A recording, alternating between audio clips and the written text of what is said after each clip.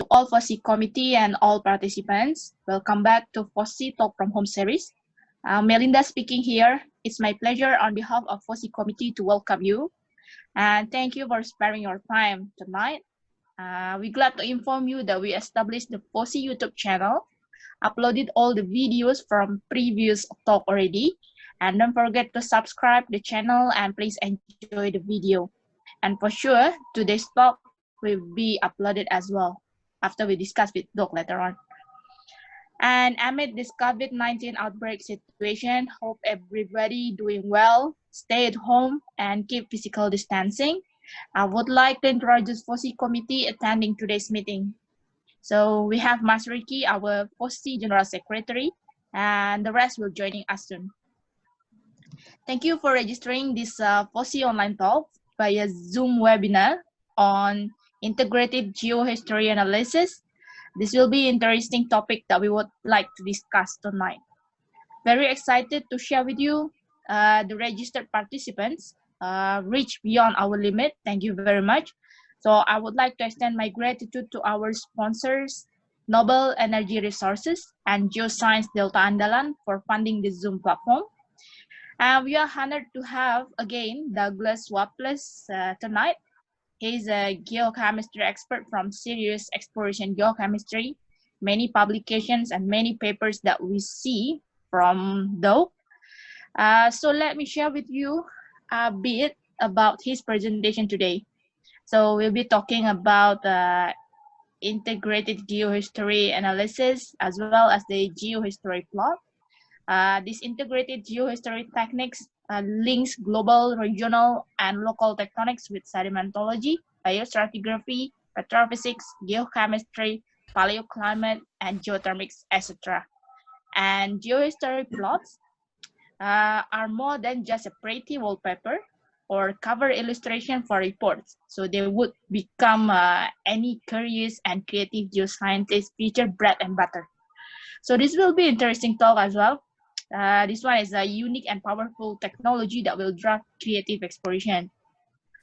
Well, before I hand over to Douglas Waples, please allow me to give you some rules in order to make this meeting running smoothly. I would like to get your attention for a moment.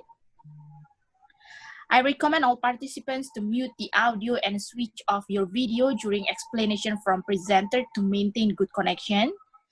The presentation may be recorded for rescreening within the FOSI platforms. The third one, a Q&A box can be found in the icon panel, usually at the bottom of your screen.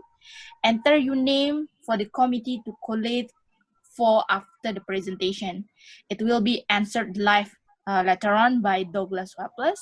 Later on, you might turn on your audio and video to deliver your questions.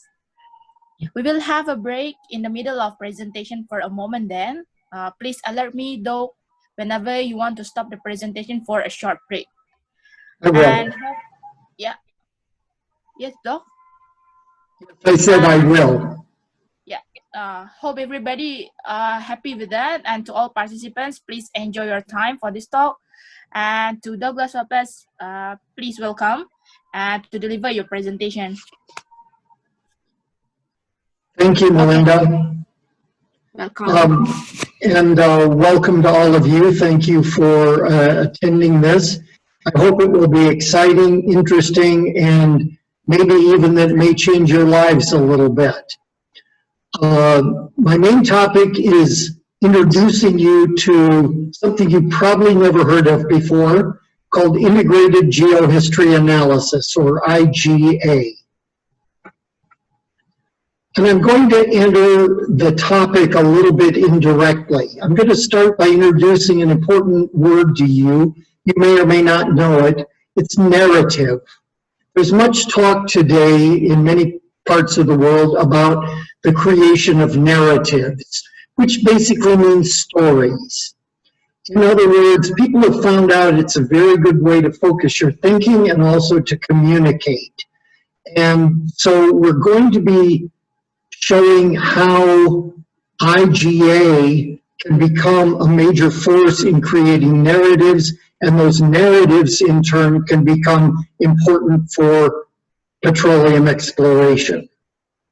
My starting thesis is that basin modeling, of which IGA could be considered to be a part, and basin modeling rebranded as petroleum systems modeling in recent years, has not fulfilled its potential as a generator of narratives.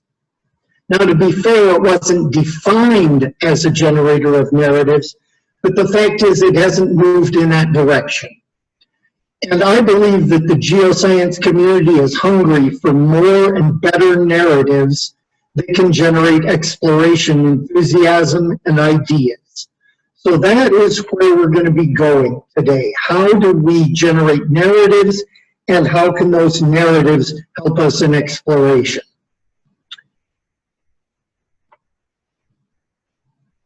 You haven't heard of IGA before because it's quite new, just a few months old actually, but it has actually rather deep roots, 50 years or so, going back to 1971 to the invention of the burial history plot by Lopatin in the Soviet Union.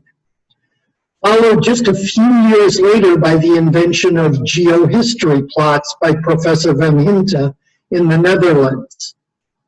And then there was another paper just 4 years after that, still in the very early days, by none other than Peter Vail, whose name everyone knows, discussing the great potential and bright future for geohistory. But unfortunately, that paper was published in the Proceedings of the National Academy of Sciences, which no one ever reads, and so it disappeared and really never evolved into anything. So it was a false evolutionary start. In fact, I sort of rediscovered or reinvented the wheel about the year 2000 when I started on what would turn out to be IGA. And the first time I presented this publicly was in 2002 in Denmark, when I was asked by Maersk, for whom I was working, to talk to some university students. And I entitled my talk, The Hidden Benefits of 1D Maturity Modeling. In 2013, more than a decade later, I first published these ideas under the same title. And in the same year, we released our NOVA software, which was designed in part to facilitate IGA. But the name IGA still didn't exist. We were still calling it maturity modeling. And I finally decided it was different enough from any other aspect of basin modeling, and certainly different enough from traditional 1D modeling, that it deserved a name that would be disconnected from old, perhaps negative or perceived to be outdated names. And I called it integrated geohistory analysis, where the core of this is the word geohistory. So we are going to learn about geohistory plots, how to make them, and how to use them. And the whole point of this is we're not only going to learn about geohistory plots, how to build them, and the basics of interpretation, but we're going to learn how to generate narratives from them.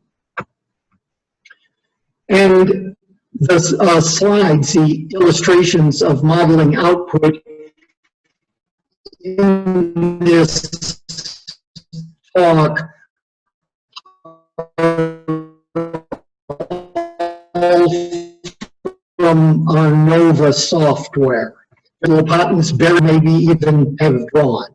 In a burial history plot, the datum is sea level at each moment. And so the upper surface is a flat line at a value of 0. A burial history plot is very powerful compared to what we had at that time 50 years ago, which was essentially nothing. Because it allowed people to look at the progression of time, the evolution of a basin or a location through time. And this was mind-blowing, literally, to a lot of people. But a few years later, Van Hinta, whose history was not in modeling or in geochemistry, but rather in biostratigraphy, developed a geohistory plot in which the datum was different. The datum, not the top of the solid rock, as in the burial history plot, but the surface of the ocean. So we see here, we now in the cyan color are depicting the ocean, and we can see the rock layers going up and down, not just with burial and erosion, but also with changes in water depth or changes in elevation. As we see over on the left here, we even have a time period when it was very slightly emergent, so it goes above sea level. And Van Hinkel was smart enough to intuitively realize that this was potentially powerful, but he didn't have an ongoing interest in maturity modeling. And unfortunately, no one in the field of maturity modeling at that time really understood very much about what to do with all these wonderful data. And so geohistory plots languished without much attention for quite a long time. Finally, recently, I recognized that we could amend the original geohistory plot to what I call a eustatic geohistory plot. And I may or may not be the inventor of this. I'm not aware of anyone else who has done it. But here our datum is present day sea level, so that we now see that the datum surface is not flat. And we can look at sea level going up and down. So now we are getting more power in our interpretation, in that we can begin to discuss eustatic versus tectonic events. And so this is where I would like to start today, is to make the point that the standard geohistory plots with a flat top surface are old-fashioned and they're lacking something that we can use and make work for us. Instead, I strongly recommend creating eustatic geohistory plots.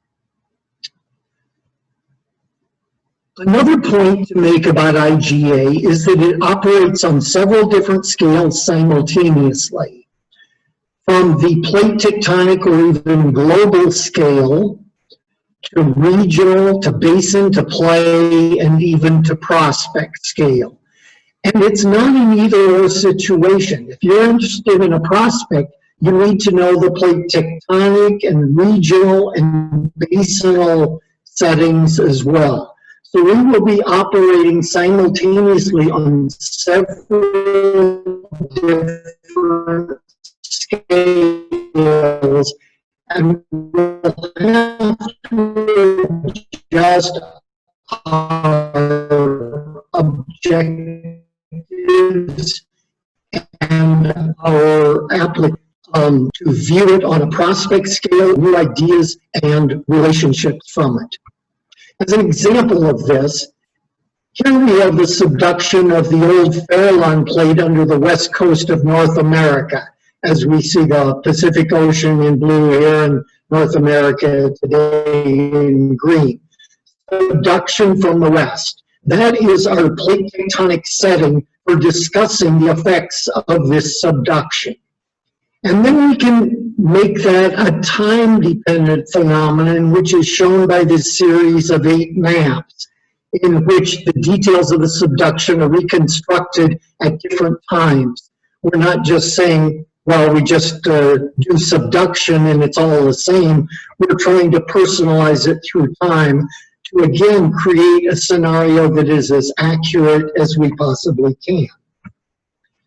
And then on another scale, we can now look at the results of this with our severe fold and thrust belt, our Laramide foreland province here, our magmatic events back in the back arc setting, and so on. And the beauty of this is now we're going from a global scale to a much more basinal scale, and we also are seeing the relationships among the different basins, the Uinta Basin, the Green River Basin, the Powder River Basin, the DJ Basin, and so on. So we can see how each of these relates to the plate tectonic setting that we've put in. If we go further south into Mexico and Central America and look at the same phenomenon, this is a little bit later in time. This is really in the tertiary. But we see the Cocos plate, which is a daughter plate from the destroyed Farallon plate, subducting under the western margin of Mexico, creating a fold belt, the Chiapas fold belt here, and how that will relate to the Sureste Basin here in the southern Gulf of Mexico. So we've now moved down a level to talking about not just basins, but a specific basin. And beyond that, we can go to the individual well, which will be our basic unit that we're working in. We build 1D models one at a time at all the locations we want to investigate. In addition to working on multiple scales at the same time, IGA operates simultaneously in multiple scientific areas, mainly geology, but also using chemistry in the sense of geochemistry. Most of it is organic geochemistry, but other types maybe also, and physics, the various aspects of geophysics from petrophysics to reflection seismic and sequence stratigraphy and so on.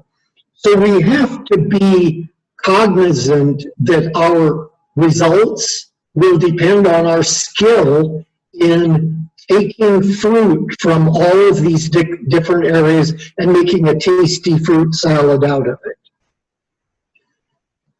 In addition, we have a lot of different topics that would be valuable for us. And good IGA work is going to use as much of this information as we can possibly get our hands on. That means, again, you've got to learn some new skills or get a lot of emails and connections to people who can help you. So one of these is isostasy, which is something that most geologists don't pay a lot of attention to. But when you're talking about understanding basin evolution, it is extremely important. And you need it if you're going to create a eustatic geohistory plot. Another is eustasy. You've got to have a eustatic sea level curve. And here's the one that we have, one of the ones we have built into NOVA, which demonstrates the importance. We're talking about potential variations of up to a couple of 100 meters or maybe even a little more. And so this is not a super weak force in all cases. To illustrate this, here we have a eustatic geohistory plot, and this plot has a red line across it, which is our tectonic subsidence. We see here a curve which has a deepening of the water from original basin formation to present, and then a shallowing of the water during infilling of the basin after a long period of sediment starvation. And the tectonic subsidence relates, and the shape of all these curves relate to isostasy and also to our concepts of water depth through time. So how did I know what water depth history I wanted to put on this? Well, there's a number of ways you can get data like this. In NOVA, we have 5 different ways you can enter data, and I've just put on here in red. This option would be for data basically from biostrat analysis. These would be more from geological analysis. This could be from rifting subsidence theory, because it would be thermal and tectonic events and how they affect water depth. And paleoelevation is a difficult one because we often have very little evidence, but there often can be bits and pieces that we can use, as I'll show you later. So being an omnivore, eating all kinds of data that may be valuable is extremely important. This is an example. In the previous well that I showed you, we have some relatively young biostrat data reported as age ranges, like interneritic, outerneritic, upper bathyal, and so on. And you see a trend of data here in younger times. Then we have a huge gap before we have a little bit of information back in the early history, back in the Jurassic for this area, for shallow water depth or even non-marine. So how do we take these data and put them together to make a story? This just makes that point. I'll get back to the answer to that question a little bit later, but before I do, I want to say that another type of valuable information that we have is sedimentation and erosion rates. Not because we ever enter these as rates, but because we enter the thicknesses and ages that allow us to calculate the rates. And once we've calculated them, we can use them to control our data. Really high right here and here, extremely high here. And so we would conclude that probably there's either an increase in accommodation space at those times or there's an increase in sediment supply. So now we're on the trail to figuring out how to understand these. But just a word of caution here. This plot here, this particular event has a large uncertainty. It shows a very high sedimentation rate. But a sedimentation rate is a thickness divided by a duration in time. And if the duration is short, we will usually have a pretty large uncertainty in percentage about the duration of that event.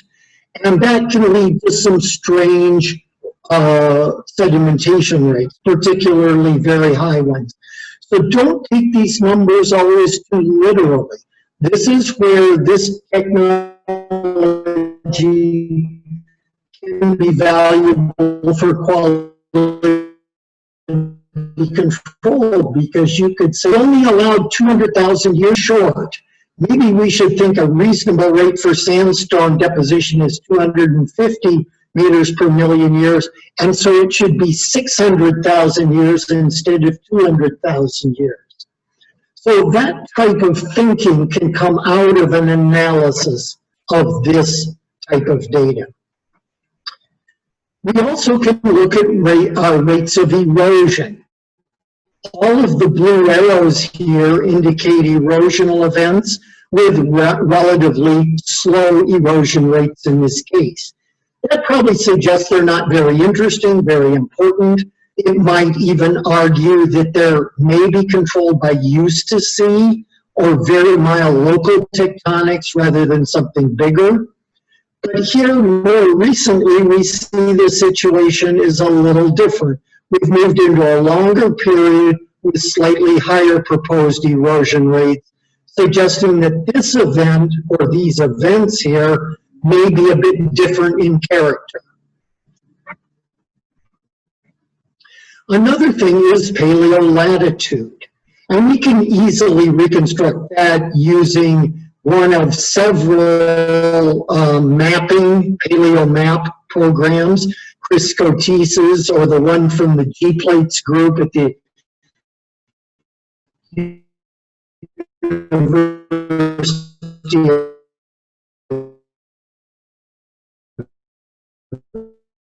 Sydney. Well, I know if I change the latitude, it's going to change the surface temperature. So that's what we're after.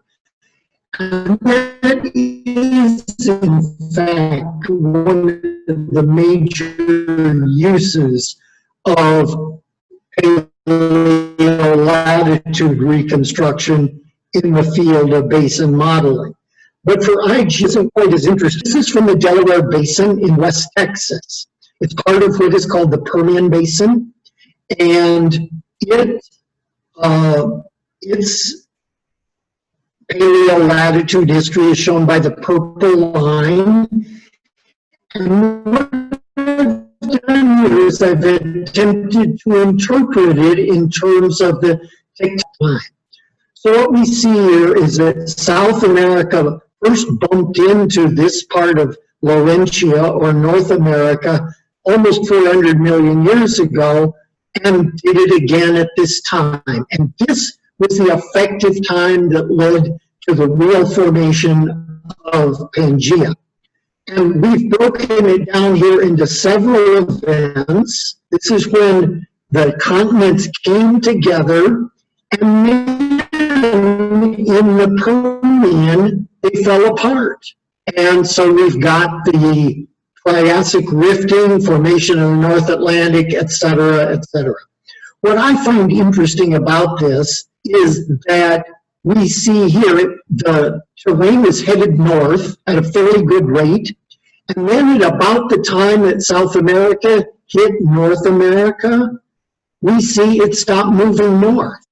Okay, so we're forming Pangaea. But here's the interesting thing. When Pangaea fell apart, I'll bet you, like me, thought North America went back where it came from. That's the way I've always pictured the old Iapetus Ocean closing and the Atlantic opening. But in fact, it didn't. The North America resumed marching north even faster than it was before. And so that tells us something about the dynamics deep in the earth where all these masses of plates had congregated into Pangaea. I doubt if people have thought much about that, and I'm not sure how useful it is, but it is the type of serendipitous discovery that we can make when we analyze these different types of information carefully. Global climate is something else we want to worry about, because eventually, not so much in IGA itself, but if we do any thermal modeling, we're going to be worried about subsurface temperatures and maturation. And so global climate, we're going to need a global climate curve. This is NOVA's default curve through the Phanerozoic. But you could use anything. The point is, think about it and do something. But something that most people miss out on is that if I say global climate changed by, let's say, 3 degrees, did it change by 3 degrees everywhere? The clear answer is no. It changes very little at the equator, from warm periods to cool periods. But it changes a huge amount as we move toward the poles. That's what this diagram shows. The black parabola is a representation of the modern world. The red colors are when global climate was higher than it is now. And you can see the difference between the equator and the pole is very small in the really hot climates, whereas if the world cools, it moves to much, much greater differences. So we have to include that in our thinking about paleoclimate. And even though geothermics is not the main part of IGA, everything is connected, and so I want to say just a few words about geothermics right here, and then I won't do much with it after that. I already talked about surface temperature as a function of climate and paleolatitude, but it's also a function of water depth and elevation. And so what we will do when we've put in our data, our software will for us calculate a paleo seafloor or top of sediment temperature. Some people call it SWIT, sediment water interface temperature. And this is just shown as the type of thing we will always have for our models. Just to make one more point, you can see that surface temperature does change through time. It generally changes a lot in most models that I've built, unless they're just a very short model in a place like Malaysia that for the last 30 million years has been basically in the same latitude. But if we start moving continents around and changing climate over long periods of time, you'll see that surface temperatures change a lot. We also have changes in heat flow as a result mainly of tectonic events and changes in the character and thickness of the lithosphere. This is just an illustration of a system with two rifts in it showing heat flow through time. And we can throw in some unusual events here. There are ways in modeling to include volcanism, which is an intense but local in time and space event shown here. And we can even model hot springs in which hot water is coming to the surface associated with some kind of volcanism. And so we've shown that period as an excursion from the normal background surface temperature to where near surface rocks are exposed to temperatures of maybe 80 degrees Celsius because you've got hot spring water flowing through them. Now, the importance and commonness of these events is certainly open to question, but when you need this type of thing, you really need it. You can't do without it. So even if it's rare, it's still useful to be able to do that. And those are all things that are connected to IGA because they're connected to tectonics and other things that we're already reconstructing for IGA. So I want to move a bit into IGA analysis. Here we have a location in the US Gulf of Mexico. It's a eustatic geohistory plot. You can see that the cyan water surface here is indeed not flat, but it's a relatively minor perturbation on this. This is a nice eustatic geohistory plot. You could see easily the ages and so on. You could see the deepening of the basin with time. And then you can even see the termination of sedimentation here and the uplift and beginning of erosion. Okay, that's fine. But now let's throw in our tectonic subsidence curve. And now we can see, okay, we've got our tectonic subsidence that created the basin that we filled with sediments, and it's got a couple of little events. You see this event here where the sedimentation rate changed. That appears to be related to tectonics because it's not expressed at the surface. We also see a little uplift here that's responsible for the recent uplift. So we can go ahead and start interpreting this data set with just this basic information. But to help us with that, I found it useful to put overlays on my geohistory plots that represent, in most cases, tectonic events, things that are influencing the tectonics ups and downs, and also that may be related to changes in sediment supply, sediment type, and that sort of thing. There's no rule for what you put on or don't put on a plot. It doesn't have to be continuous. I've got a long period here that doesn't have an event in it. But it's a reminder about what was happening when and what was causing what, so that I can begin to discover undiscovered relationships. That's a large part of creating our narrative, is to discover ways of putting our information together in ways to create things that no one else has ever thought of. That's where the new ideas and the exploration successes are going to come from. Now, one of the things that we want to do when we're doing a 1D study usually is model multiple locations. And so here's a second model. The first one is what we call WN3, and this is BV2. And they look different.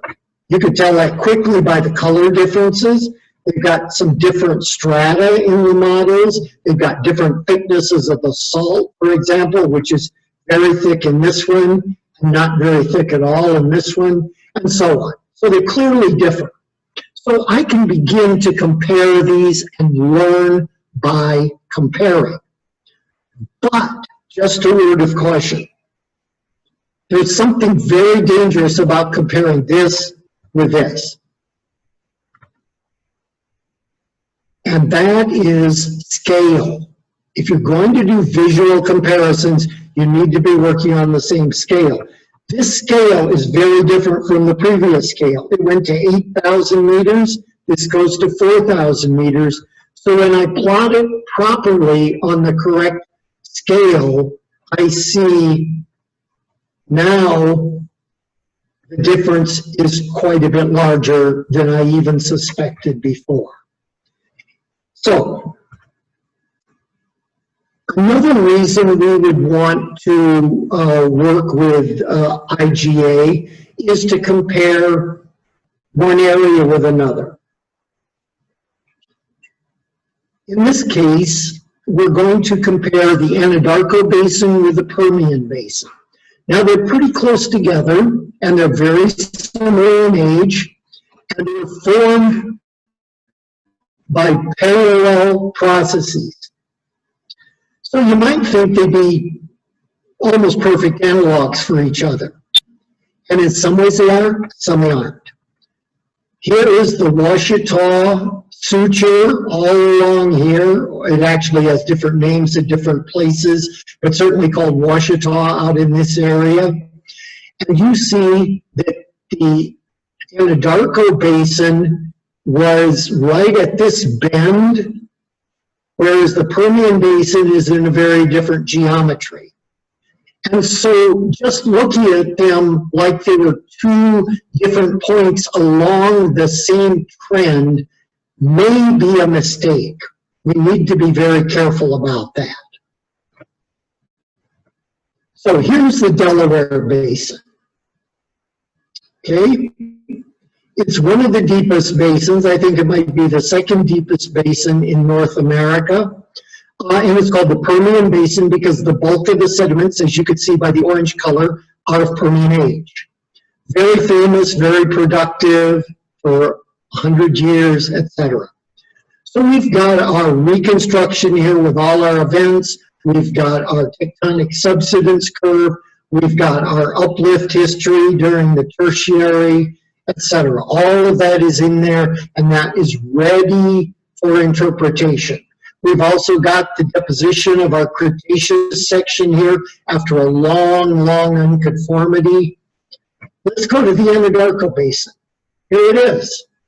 You say, wow, that's deep. Hey, it's even deeper. They're on the same scale, and it's even deeper than the Delaware Basin. It is, in fact, the deepest basin in North America. And you'll see the color is different. It's got some orange Permian, but it's got a lot of gray color down at the bottom that is all Carboniferous. So what we see is the Anadarko Basin here, despite being similar in scale, roughly similar in age, is not exactly synchronous, and it clearly was not generated by exactly the same forces.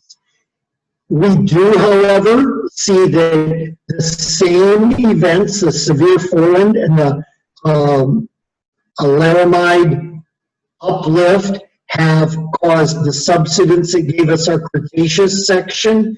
This one's a little thinner than in the Delaware Basin, but they're very similar. It also has an uplift at the end, just like the Delaware. So we see important similarities and differences. And that is going to be the story of creating a narrative out of IGA data or information. We want to create a story that has as much detail as possible. Now, another thing we can bring into these is to, instead of putting only tectonic events, or instead of tectonic events, we could put something like sequences. Here we have the old Wheeler sequences from the late 1950s, where Harry Wheeler developed the foundation for sequence stratigraphy by dividing North America up into about 7 sequences. And I've superimposed those and some tectonic information with it. So this is a hybrid representation that has some sequence thinking, and it also has some tectonic thinking. If you don't like that mixture, you could create 2 of them, one that is based on tectonics and one that is related to the sequencing. Anyway, this gives us new tools, a whole lot of new tools for understanding our history and making IGA relevant in not just basin modeling, not just maturity modeling, but in understanding the total geologic history. In fact, IGA becomes your principal toolbox for this. And biostrat, gross depositional environment, sequence stratigraphy, and all of those other things can be linked to it, not in a particular hierarchy. They're all contributors, but the IGA is the hub because it has the tools to put it together in a picture form that people can understand and use. I want to go back to the Gulf of Mexico for a moment because there's another really important application of IGA, which is quality control. Now, in most cases, we go to our biostrat reports or we go to the literature and we get some words like lower bathyal or some numbers like 50 meters. And that tells us our reconstruction of water depth or even elevation at different times. So we put those together. Now here's a data set that has a bunch over on the right here in recent times, shallow water environments. They're a lot shallower than it actually is today. This is actually not super shallow, and it's definitely a lot deeper than these, okay? But what we see is after that, we have a deepening as we go back in the past, or better said, a shallowing as we move toward the present, that probably was largely controlled by sediment infilling, but could also have a tectonic component to it. Then as we move further out in the basin, all we have are lower bathyal calls from the biostrat. And the problem with that is, as Peter Vail noted in his 1982 paper, you don't have much resolution because the current range for lower bathyal is 1,000 to 4,000 meters. So it doesn't really help us determine much about the water, specific water depth during this long period of 100 million years here. But we do connect back to relatively shallow water depths in the Jurassic. So what are we going to do with these data? Well, the first thing we can do is take them literally and put them together and see what happens. So we did this, and one thing you'll notice is that we have to have a major tectonic subsidence event to get the water deep here when it was shallow a little bit earlier. Okay, so that requires a tectonic event, and that turns out is a problem here. The second thing is if we take all those data very literally, we wind up with a jagged curve here. That could easily be smoothed out because all of these are data ranges anyway. But what we do see is that it's shallowing faster than sediment infilling can accommodate. Remember, when you put sediment in a basin, it pushes basement down because of the isostatic response. So it's tough to fill basins. So it's not that easy to say it got shallower entirely based on sediment inflow. We had to have some tectonic uplift here. Okay, that creates a second problem because we not only have a downward tectonic event, but we have an upward tectonic event that is spoiling things here. So what we did here was we took an alternate approach. We were suspicious about the quality of the biostrat data for a variety of reasons I won't go into, but that kind of detective work is very important to do and was critical in this case. And we said, well, let's suppose we didn't have any trustworthy biostrat data. All we have is the present day water depth, and we have a pretty good idea from a lot of work elsewhere that this was shallow.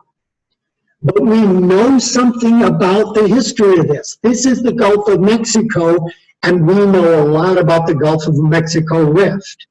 And so we can turn that into a model for the increase in water depth in a low sedimentation environment based on work that was published by Parsons and Slater in the late 1970s and proven to be very, very good. So this is what theory tells us our water depth history should look like. And that might be better than looking or working with questionable biostrat data. And when we put that in and put the whole story together, we have what I think is a really happy solution here.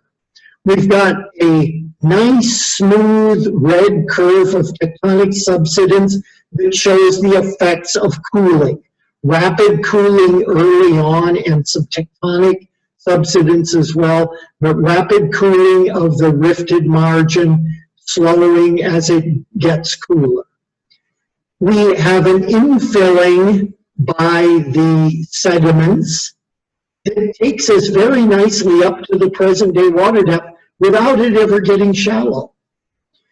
And what we think happened was that a lot of the biostrat, the bugs they were using were reworked from shallow shelfal environments of the same age, and they were not reflecting the water depth at this location. They were all allochthonous. And so this gave us an alternative to working with bad data. It also shows that basin modeling or IGA should not be something that you do at the end of everything else just to calculate migration or maturity. It should be a part of the interview process, the thinking process, the model building process, because it can feed back a lot of good ideas. Just very quickly, the green rocks here, which don't correspond to any geologic age, represent a repeated little bit of a toe thrust here related to salt movement. So that's not very important part of the story here, so I won't go further with it.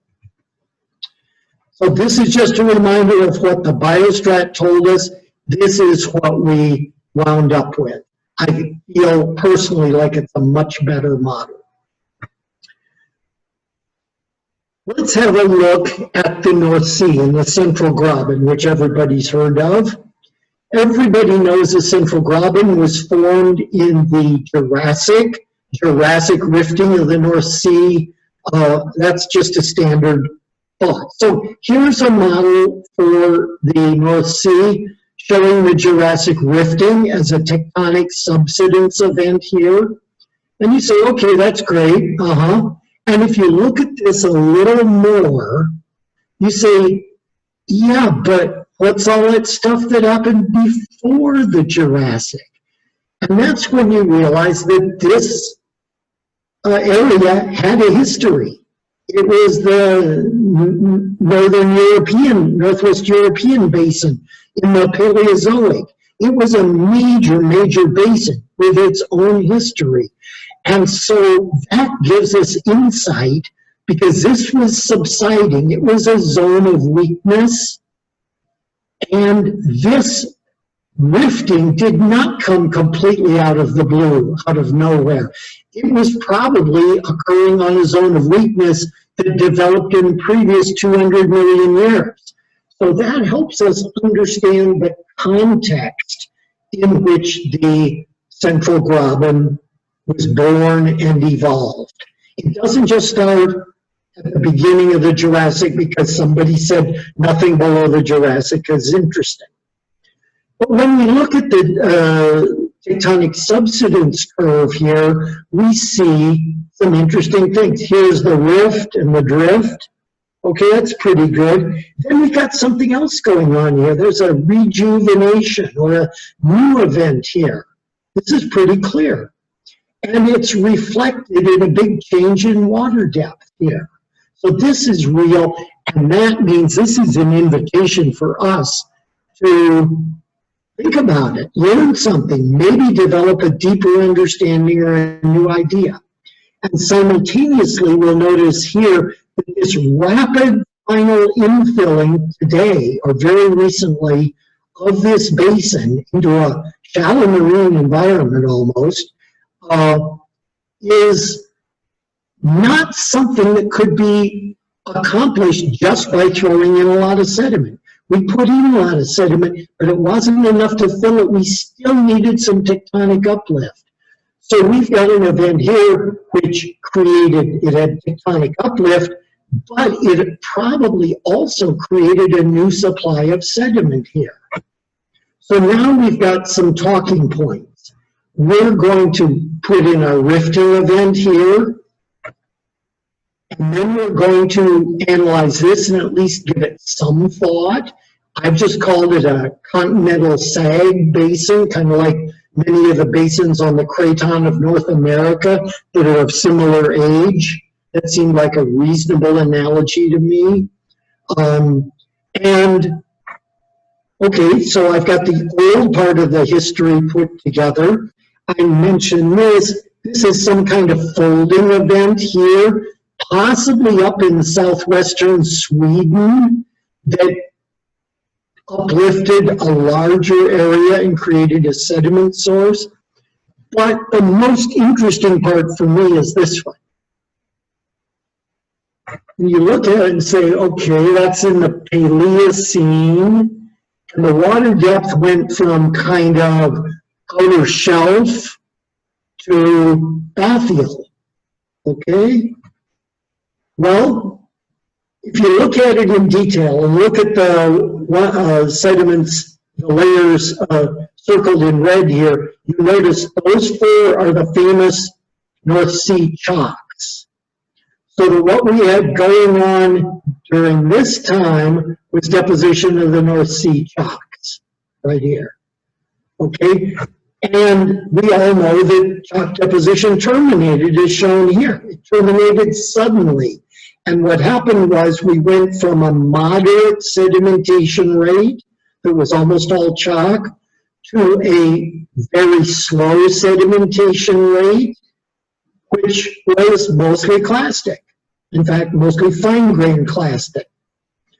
And that lasted for a while, a few million years for these three stratigraphic units. And then suddenly the sediments arrived, increasing the sedimentation rate by almost a factor of 100. And so you notice that something has happened.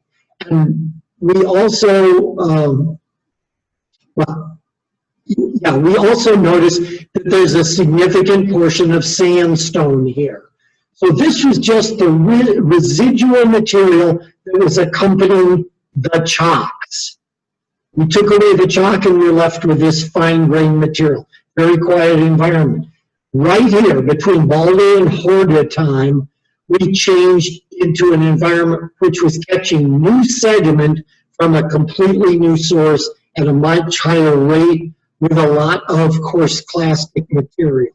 So a very different scenario.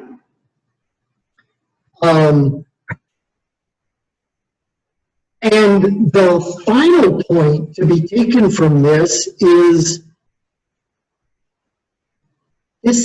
all understandable. The end of chalk deposition and the arrival of the coarse-grained sediment a little while later are related, I believe. There was tectonic activity that possibly wrench faulting that allowed this area to sink to much greater water depths very quickly. The biological productivity of the coccolithophorids that produced the chalks went away. Nothing immediately replaced it. End of chalks, end of decent sedimentation, long hiatus during Lister to Balder time.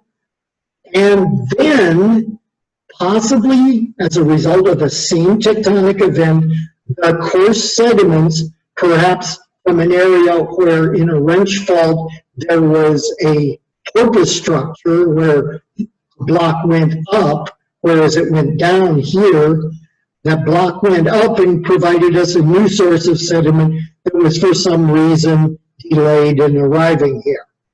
So we can put it all together to tell a single story. How do we turn that into an exploration play or a new exploration idea? That's up to you. But we're now armed with the capability to do that. We have the tool chest, and we only need the brains to know how to do it. Unconformities are the poor stepchild of geology. Nobody much likes them. Nobody's very interested in them because you've got nothing left. All you have is a hole in your strat column. And it takes a lot of work, but I find it to be very fascinating. And therefore, I believe that unconformities offer us an incomparable and irreplaceable opportunity to learn about the integrated geologic history of our model. So I love working with unconformities because it's fascinating, but also because it means I'm doing something that's potentially of great value that nobody else is doing, and it is the richest place to be looking for a treasure chest. So if you want a good future, become a specialist in understanding unconformity. Now, in our study in the Permian Basin of West Texas, we had that unconformity between the Triassic non-marine section and the Cretaceous marine section.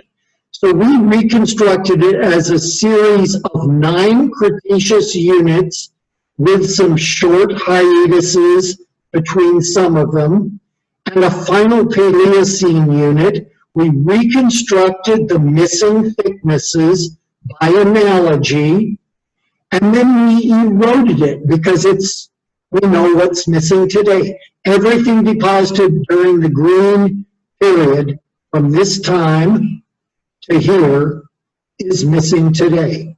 Actually, deposition ended at 60 million years. We removed it in 2 separate events. One was a relatively slow erosion that occupied most of the time and eroded about half of the section. The other half was eroded very quickly and very recently in the Great Plains uplift. 2 very different tectonic events. That's the model that we created to do this, and no one else had ever done this before for this area. So we've got our 10 layers carefully put together over on the left, and then we've got our 2 erosional events on the right, where we don't have as much detail. We could put it in, but it would be guessing. But we have enough detail to show that those 2 events are very different. The post-Laramide erosional event is seen as being the result of a relatively weak uplift, whereas the Great Plains is seen as being the result of a much more important uplift at this location. It's not to say that all over the West it was more important. And so let's look at this. I'm going to move north to the Powder River Basin here. This is the same slide we saw before. Then we've got the same events. We've got our Laramide uplift here. but it's 1,000 kilometers or more away from the old one. And then we've got our Great Plains uplift. In between, we had a period where we're saying there was erosion and it was actually tectonically subsiding a little bit. So we've got a similar but somewhat different model for the erosion here. But I want to look at this in a little more detail because there's a lot of interesting information. We go from marine in the Cretaceous here to non-marine when we're depositing the Green River Formation, to non-marine, non-aqueous deposits, to erosion. And the question is, when did this uplift occur? We've got it set up so that most of the uplift was very late and only minor uplift was early. And furthermore, when did the uplift start? Did it start before the Green River Formation? Sorry, I've got the Green River's in this area. Sorry, right in this area. What we did was using data on macrofauna, the presence of land snails of certain types, and non-burrowing tortoises. That means they don't dig a hole in the ground and sleep during the winter. They're active during the winter, which puts a limit on the temperature. They can't be very cold. So that tells us that at this time, this was not high. Otherwise, it would have been too cold for these tortoises. A tortoise is like a land turtle. And so that was what controlled our division of the uplift into a weak laramide and a strong Great Plains uplift. That little bit of data about the tortoises. But a benefit of doing this type of reconstruction is that you automatically are reconstructing for a series of wells a surface at different times, the land surface.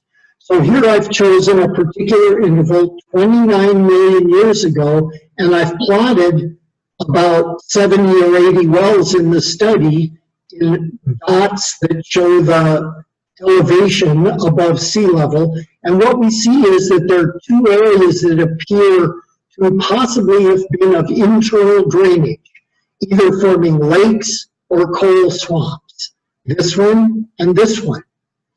And so that could potentially be helpful in identifying different facies and particularly in looking for source rocks. If we go further southwest from here, we find something called the Colorado Plateau. It's called that because of the Colorado River, which flows through it like that and makes the Grand Canyon down here. But we have our four states, Colorado, Utah, Arizona, and New Mexico, all come together at this point. We're going to look at a point about here, which is in the Colorado Plateau. Oops. Sorry. Here we are on the Colorado Plateau, and it looks very similar. We've got a laramide uplift, and we've got another uplift going on here. But it's a little different. The Great Plains uplift isn't shown as clearly, and we've got a thermal uplift because this is closer to the volcanism. So by learning about one basin, we're learning things that are importable to the next basin, but not exactly the same. So we've got our laramide foreland basin and then our laramide uplift and so on. But what I want to focus on here is this part, where you see it going up, you see a funny little yellow thing here, and then you see it stops going up and actually starts coming down. But we see the tectonic uplift continuing up to present day. So what's going on here?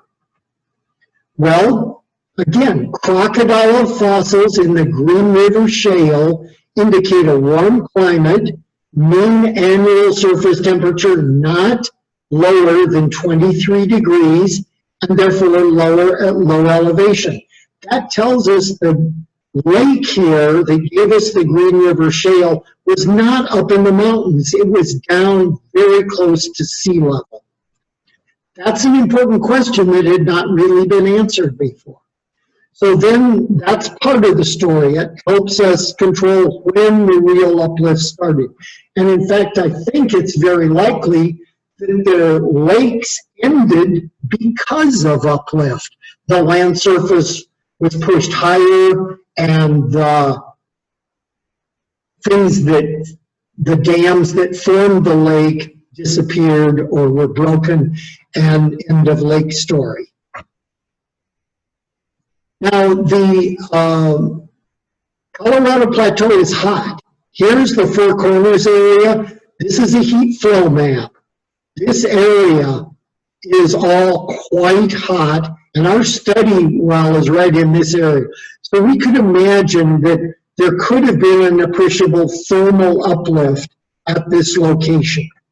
So here's what we have as our next uplift event after the Laramie.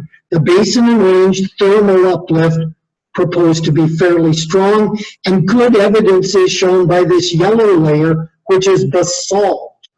It's about 100 to maybe as much as 200 meters thick there. It's preserved perfectly on the top of the mesas. We know it covered a huge area and was almost certainly at this location.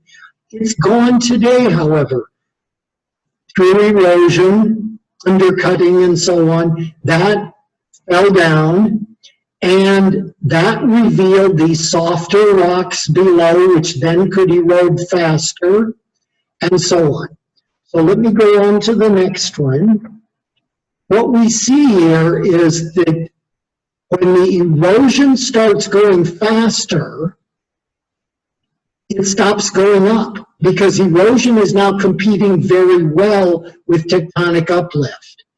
We hit the Green River Formation, which is a cemented carbonate, and the rate of erosion slows down again until we cut through the Green River Formation, and then we get the Colorado River also cutting down, and so the erosion rate increases further, bringing us to our present story.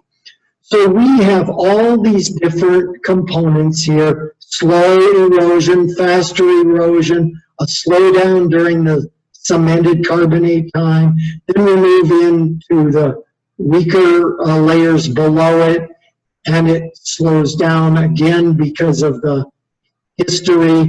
And this piece here, the rapid recent erosion, is proven by long distance movement of huge boulders as much as 2 meters across that have moved as much as 15 kilometers. So we can then adjust our model to show all these catastrophic events. I want to close this section with a very brief example from Indonesia, since I think you probably all, or most of you, are somewhat interested in that. I was asked to put together a quick IAGI analysis in a frontier area. And we chose the Wida Bay Basin offshore Halmahera in eastern Indonesia. And I show you this because this is an area with no data, so it shows that we can do this type of work, at least as a beginning, even in areas with little data. It also shows how quickly we can do this. This was a project that took me 4 to 6 hours. That's all. Here's where Wida Bay Basin is. Here's the island of Halmahera. Here's Sulawesi, which is better known. Here's the Bird's Head in Irian Jaya, and here's the Wida Bay. Okay, so that's where we are.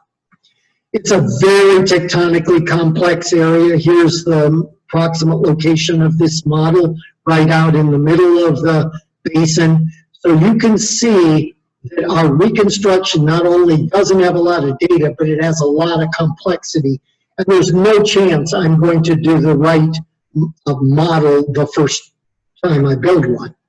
but it's a beginning, and any model you build should be considered to be a work in progress rather than the final truth. So here we are, the center of the Wida Bay Basin. Now, what do I have? I've got a bunch of tectonic events that I found in the literature that seem potentially relevant to changes in sedimentation rate and water depth that I was taking from the published sources that I was given. I didn't have a lot of sources, and I can't say that it's all correct, and it certainly isn't comprehensive, but it's a beginning. And what we see is here a proposal for deepening water, tectonic subsidence. By definition, this is a starved basin because we don't have enough sediments to keep it full. So the water depth is increasing, and then suddenly we've got tectonic activity that pushes it up to a very shallow water environment where it stays for a long time, depositing the Miocene here in a shallow water environment, and then it deepens again. Okay, well, I have faithfully put this together, but as I look at it later, I want to tell you there's something about it that bothers me a lot that I am going to change if I go to work on this again. And that is, I don't like coincidence and I don't like miracles in my reconstructions. We have here a miracle. We go from deep water to shallow water, staying shallow for a long time, almost 10 million years, without becoming a nonconformity. Now, what are the chances that the tectonic forces uplifting here were exactly the right amount to push that up into this shallow water zone and keep it there for a long time? I'd say the chances are virtually zero. So what I would prefer to do is to suggest that if we had shallowing, we probably had an unconformity. We had an uplift event here that pushed this up above sea level. We had an unconformity, and then we subsided and a little bit and deposited this formation, the Miocene, in a shallow water environment. But that unconformity is missing here, and that is potentially really important because unconformities are where things happen that form traps, create sources for sediments that might become reservoirs or seals. And so we really need to know about this unconformity. It could turn out to be very, very important for our total play development. So this is, I think, a really nice example of how we can use IGA to help us get on a better pathway in our reconstructions early when we see the interactive nature of our reconstructions and our conceptual models and our data. I'd like to present two more detailed case studies that show the power of this technology in working on ordinary geological problems. The first one is the country of Belize, which is in Central America, right next to Guatemala and Mexico. I'll show you on a map. But what was interesting was this was a conventional basin modeling study that actually turned into IGA. And we wound up making some very significant contributions to understanding the geology of that country. Whoops, no, there, okay. Here is Belize. Actually, this is the Corozal Basin in Belize. Belize is a little bigger than that. This is the study area. This is the Yucatan Peninsula of Mexico, Gulf of Mexico, Cuba, and so on.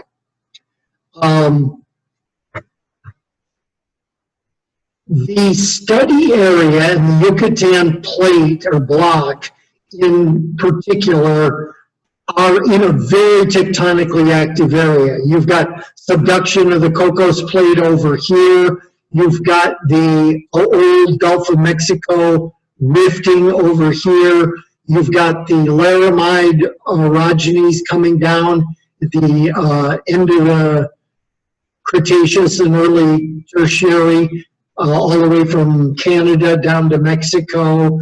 You've got strike slip, transform fault movement along here. And so you would think this has been a place that has had incredible tectonics, because it certainly could have, but it turns out it didn't. It just sort of stayed high and above all this tectonic activity during its entire history. So being in the wrong place doesn't necessarily mean you're affected by all the effects in that place. Here we see the Corozal Basin of northern Belize, just north of something called the Maya Mountains, which are late Paleozoic, and they're important for part of the story. And it's right adjacent to the Petén Basin, which is mostly in Guatemala, but a little bit in Mexico. And in fact, the Corozal Basin is often considered to be a sub-basin of the Petén Basin. It just isn't very deep because there was never very much tectonic activity right in the block itself. That turns out to be a very important part of our story. Ignore the strat column on the left here, but the one on the right is relevant. It's typical. This is an old strat column for the Corozal Basin. It shows an old Margaret Creek formation here, then a hiatus or a nonconformity, and then almost continuous deposition up to present day. A few very minor unconformities, but almost no indication of missing time. And this is very naive. This is the kind of thing that first-year geology students would think about, because they want to connect all of the formations together and they forget about unconformities. In fact, before we started on the project, they had already redone a lot of the stratigraphy here, showing quite a different story. Here is what is taken today to be the stratigraphy. Here's the Margaret Creek that was down at the bottom. Instead, it's continuous with the hill bank, huge unconformity here, and then everything else is chopped up into pieces with more missing time than time spent in deposition. Now, this isn't surprising because this is a carbonate anhydrite filled basin. There's almost no clastics in it after the Margaret Creek. And so you think, given that these are going to be, before I get on to that, let me just say, we're going to talk about the Yalbach Formation, which has 3 members. 3 is the oldest, 2 and 1. And we're going to talk about the Red Bank Formation up here, which is quite young. It's IAGI.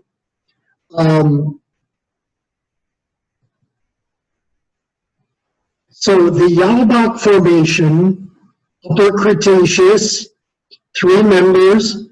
They're very similar to each other. Y3 and Y1 are just alternating dolomite and anhydrite. Similar, well, a lot of anhydrite. Y2 has almost no anhydrite. And the question is, was it not deposited or was it somehow dissolved? That's kind of a radical idea because there was so much anhydrite that we probably would have put in there. Is it possible it all dissolved? Both of these environments we would expect to be shallow marine. So whatever is happening here is probably not tectonically driven. Nobody had really thought about this before. The age dating is very difficult. It's basically impossible to do with biostrat because everything is recrystallized. But recently they've been using strontium isotopes and had come out with an age range for the Jalbach that didn't consider any unconformities. It just showed continuous deposition of Y3, Y2, and Y1, shown in these three colors here, over about a 40 million year period. So very slow, very quiet environment, extremely stable. And this is a perfect example of where you would expect eustatic control on the system. So we proposed, nobody, I guess, had really thought of it, but we just proposed, and we're just basin modelers, but we're trying to think geologically, that the three units could be separated from each other by unconformities. Those unconformities could be controlled by eustatic sea level variations, that is, lowerings of sea level, rather than by tectonics, and that the long unconformity that we proposed came after Y2, and it might have provided a mechanism, or the time at least, for anhydrite in the Y2 to have been dissolved, because it has been noted by many workers that the dolomite there has a microbreccia character, as though it had slumped in place as perhaps anhydrite was dissolved and removed, causing the anhydrite, or the dolomite, to settle, basically, and losing its original texture. So that was our thesis here. And so by using our sea level curve, we were able to suggest that Y3 was deposited from about 134 to 126 million years, which is right within the range of the earliest age for the Jalbach 3 from the strontium isotopes. And that this would have been mainly anhydrite. Then there was an unconformity during which there was not much happening. It was short and it was very dry there, so we don't really anticipate much happening, and we don't see any real change in the anhydrite. Then we move to Y2, which is mainly dolomites. We either deposit only dolomite because perhaps the water was a little deeper, not as evaporitic, or we deposit a lot of anhydrite and then remove it in the subsequent much longer unconformity during this time. And then finally we deposit the Jalbach 1, which is 90% anhydrite, even richer in anhydrite than this, during this period. So that became our model. It agrees very well with the strontium isotopes, but the difference is we've now thought about including unconformities and found a way to do it. So we can apply our geohistory plots to this problem. Here is the Jalbach 3 well. This is not the Jalbach 3 unit. It's the Jalbach 3 well, which is just a coincidence, shown with a standard geohistory plot. The sea level is flat here through time. Okay. Now, if we look at the standard geohistory plot, we notice that the uplift starts at about 53 million years. Right here is when it goes emergent. When the El Cayo formation deposition ends, and we then move into a nonconformity period. Okay, so that looks all right. So you've got a tectonic event ending Jalbach deposition. Okay, that's the standard interpretation everybody had applied.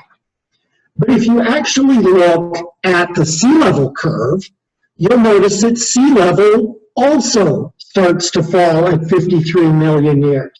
That's right here. Here's our sea level curve. Here's 53 million years. And it makes me think that the real ending of Jalbach deposition was this fall in sea level, which turned it into dry land. And that turns out to be important for another reason that we'll get to in just a moment.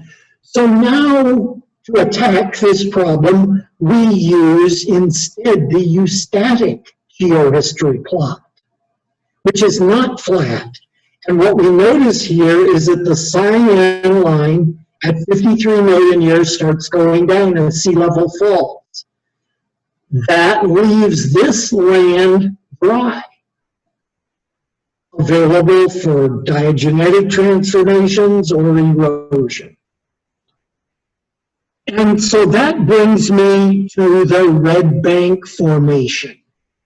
We now are looking at the end of El Cayo deposition here as being controlled by this drop in sea level, but there's a doubloon bank formation, there's a red bank formation, there's an orange walk formation, and we're suspecting that these represent periods of sea level stability here, where maybe there was a bit of tectonic subsidence, enough to allow the sea to come in and do some deposition.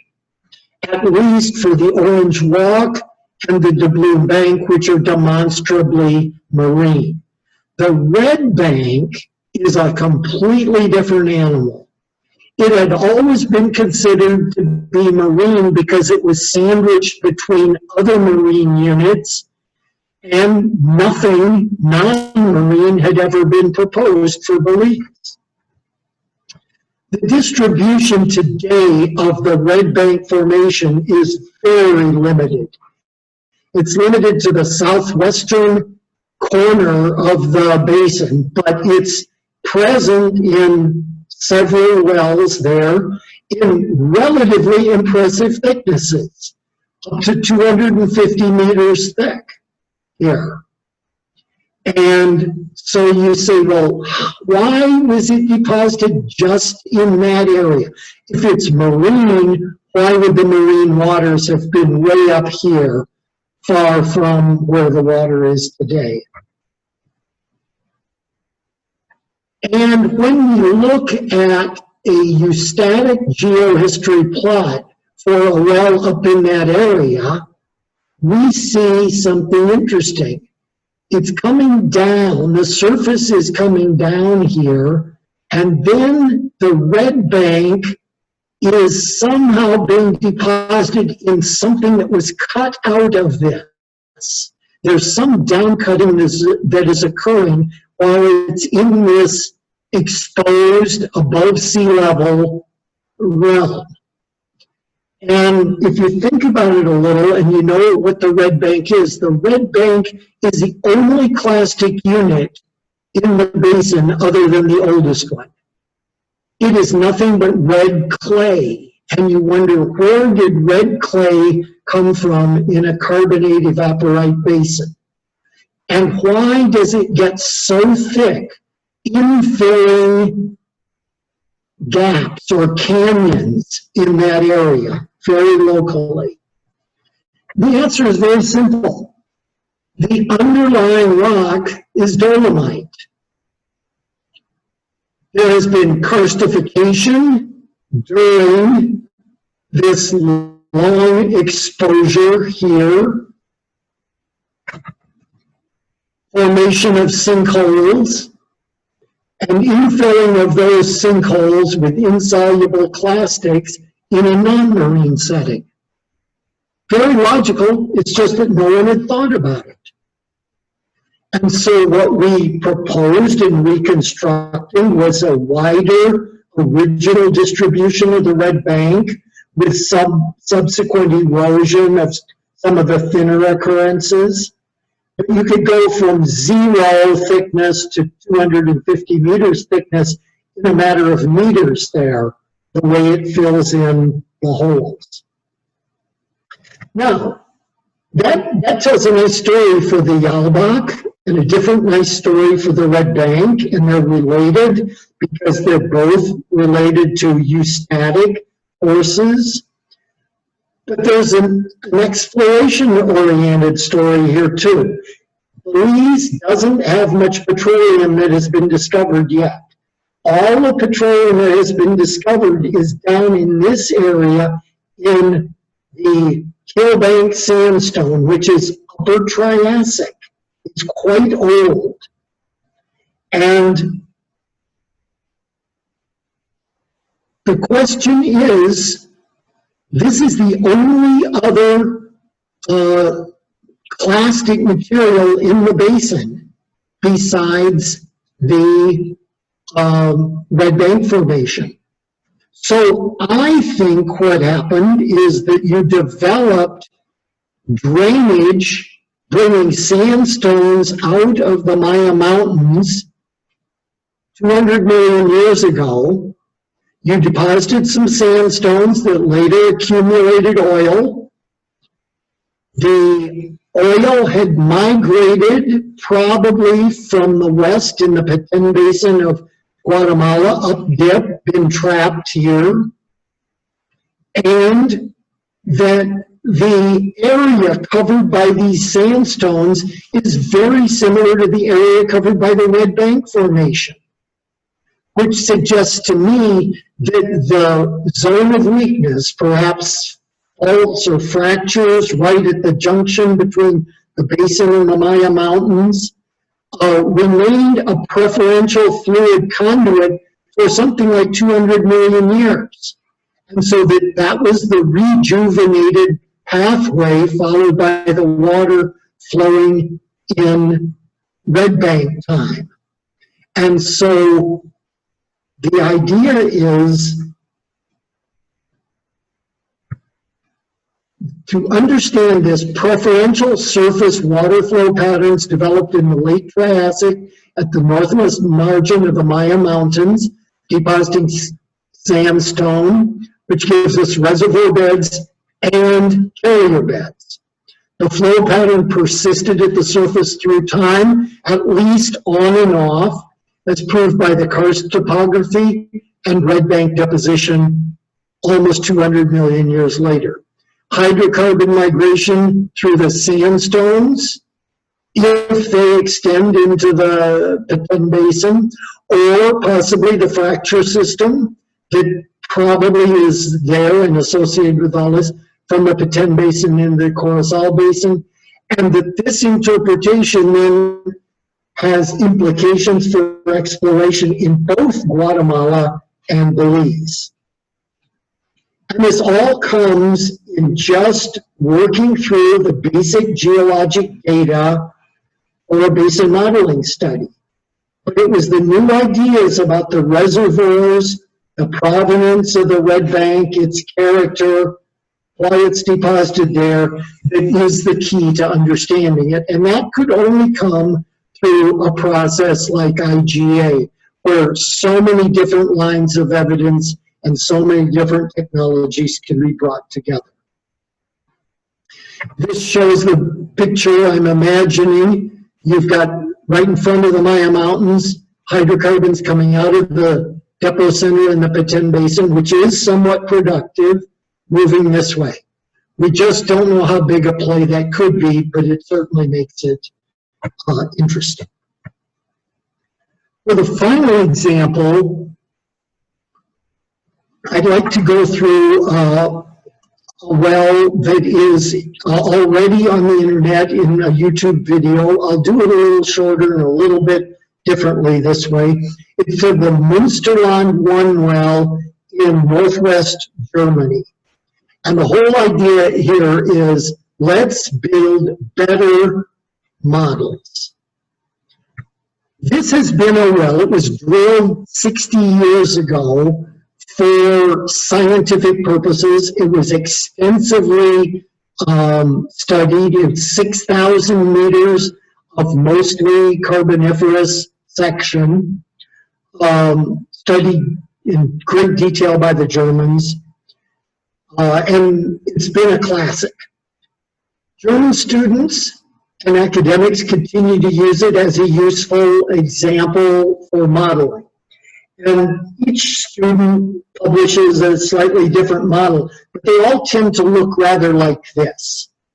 You've got a downwarping of a basin, a lot of sediment goes in and fills it up. You've got a huge uplift.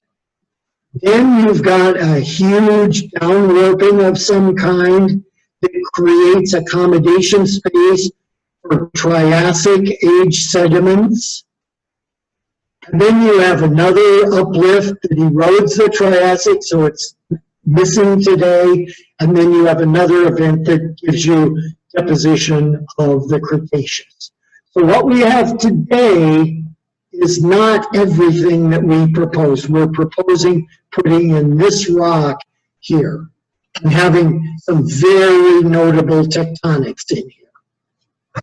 Well, I looked at that and I didn't really like it very much. I just think that it requires too many miracles or coincidences. So this is how I began to analyze what they had done. Variscan foreland subsidence in front of the advancing Variscan or Hercynian thrust in the Carboniferous here.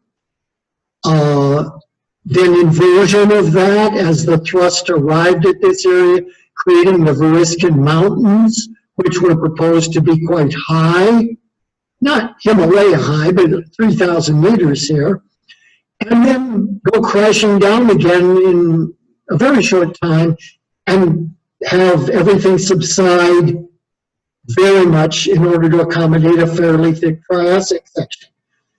The justification for this would be the disintegration of Pangaea. This would be the formation of Pangaea. So Pangaea gives and Pangaea takes away. Then we have another uplift which isn't particularly well documented. And then we'd have to have some kind of pull apart or rifting or something to create the Cretaceous basin that accumulated this.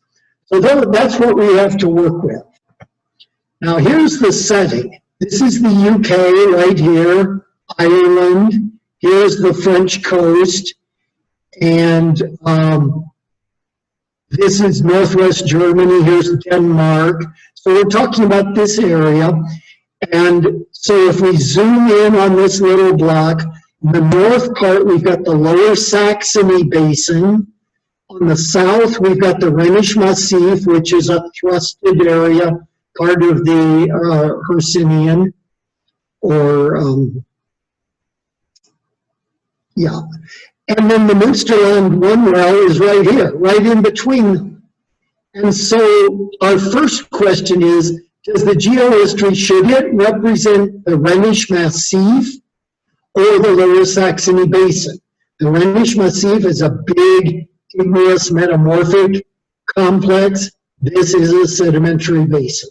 Quite different. Which one does it look more like? There is no Triassic. The purple stuff, as we see down here, purple and blue are the Triassic, Jurassic. There is none in the red Münsterland one well here. That's clear. If it's like the Rhenish Massif model, there never was any. If it's like the Lower Saxony Basin model, there was some. And clearly the students have favored the model in which we put in the Triassic. By the way, I've abbreviated Lower Saxony Basin as LSB. That's this up here. Okay, so here's our model with the addition of a tectonic subsidence curve, which shows how strong these tectonic forces have to be. This has to be a major downwarping in front of the mountains. That seems reasonable. This has to be huge to get you so far up in the air. And then this has to be equally so to get it down again. So that's what we have to justify. One set of data that we have here is vitrinite reflectance data, which forms this incredibly beautiful profile. Unfortunately, it's only for the Carboniferous. They didn't do any work in the Cretaceous. But this was done in 1960, so a very long time ago. The data trend looks too perfect to be real, but the data are from Carboniferous coals. The work was done by world experts, and in fact, this is the part of the world where vitrinite reflectance was developed as a technique. So I think the data are about as good as any data set you're ever going to see. The increase in scatter down here at extremely high maturities is normal and not anything to worry about. So I think we could certainly model this part of the curve with very high confidence. Now, just pause a moment. When we create a narrative, we're always working using analogies, even if you don't realize it. Because you're thinking in your mind, either consciously or unconsciously, what does this remind me of? The trouble is, you don't always have a good analogy for your question. And in any case, some analogies are more appropriate than others. And it can be very difficult to choose a good analogy. So that, I believe, is a problem here for both of our main issues. The first is the nature of the Hercynian or tectonic event. I think the analogy that would come to most people's minds first is the Himalayas. We know that's a suturing of two continental masses. Eurasia won and India lost. India is going down below Eurasia. It's created a huge mountain range, and that's what we would tend to think of. But if you think about it, this is a very, very strong situation. We've got India moving very fast in a straight line right into the side of Eurasia, almost like a spear or an arrow going into an animal. And that is why we get such a strong result there. When we look at the agglomeration of North America or Laurentia with all these other little plates, as well as South America, which our Washita orogeny was down here, and things happening in the northwest coast of Africa here. This is where our area of interest is. It's not in the main suture between North America and South America or North America and Africa, where we had really powerful forces acting. So I think the analogy with India is a false one. Instead, I would propose, this is not my proposal, but I think this is a better analogy. It's a draw. Nobody won and nobody lost. This is the two continents coming together, meeting, and they both push up somewhat, perhaps relatively high. But there isn't a clear winner and a loser. And so I don't think we need to think the mountains were quite as impressive as the Himalayas. A second point is, whenever you're having a problem, go back to what you really know and get started there. So what we know is our model with only hiatuses. We don't have any erosion or deposition proposed here. This is what we know from what is present today. And now we're going to have to take our knowledge, what we know, and expand upon that. This is how the students did it. I said, you know, I think those mountains may be too high. If we can make the mountains lower, then we don't need as much tectonic subsidence either. So I reduced the maximum elevation from 3,000 meters to about 1,500 meters. And you see it looks quite different. It's much lower, although it still has a significant mountain. If I lower it to 500 meters, I don't have to do much tectonic subsidence at all to get this. So now I'm creating a more comfortable model, but I haven't changed the amount of erosion here. The amount of erosion is still about 2 kilometers. What the difference is I changed the timing of erosion. In the original model, you formed mountains very quickly with no erosion. And then you did your erosion afterwards.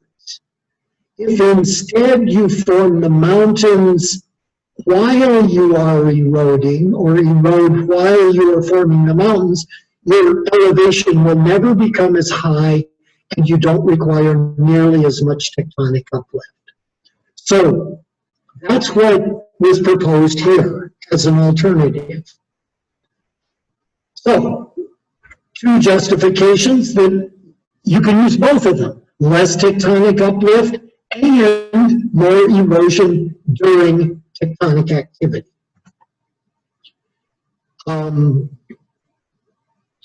The second false analogy, I think, is that there was deposition of Triassic and Jurassic at the M1 well location. In other words, they used the Lower Saxony Basin as their analog instead of using the Rhenish Massif. So here's our original model. Here's a model that was intermediate in the development, where we removed the Triassic. We said, we don't need it. There's no proof it was here. It makes our life more difficult.